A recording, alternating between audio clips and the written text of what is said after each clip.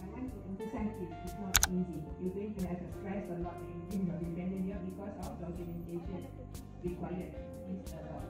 Yeah, so think twice before you want to do your dependent. Honestly, I think you must have at least 30,000 in your account.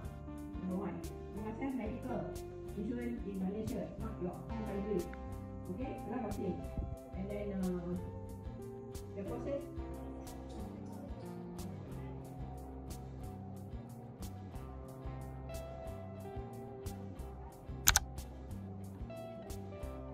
Oh, psychology.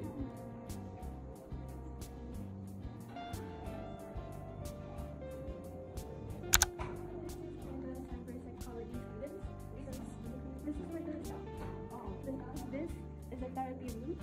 Therapy. Okay.